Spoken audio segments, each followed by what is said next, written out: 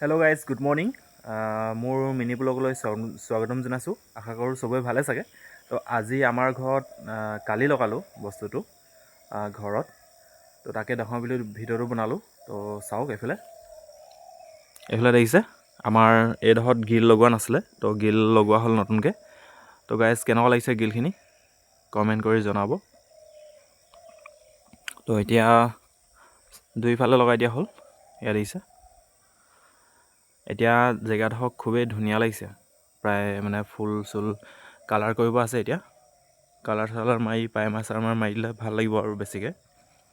তো এইফালে এইখিনি মোৰ কাম বাঢ়িছে, তো এইখিনি থ'ব লাগিছিলে ভঁৰাল তলত, কিন্তু মই থ'লোঁ ইয়াতে।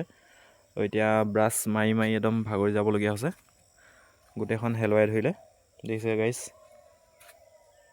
এইফালে ব্ৰাছ 3ডাল আনিলোঁ, 3ডালৰ 2ডাল গ'লে, অকল এডাল বাকী আছে।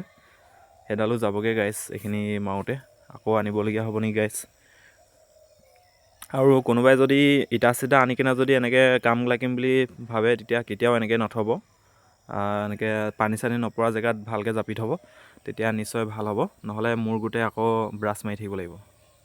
এইবিলাক কাম লাগি থকা আছে, শিল চলিং বালি এনেকৈ আনি থকা আছে। তো এইফালে লেট্ৰিন বাথৰুমৰ কাম চলি আছে আমাৰ, সম্পূৰ্ণ হোৱাগৈ নাই। তো গাইজ মোৰ সৰু ছুটি মিনি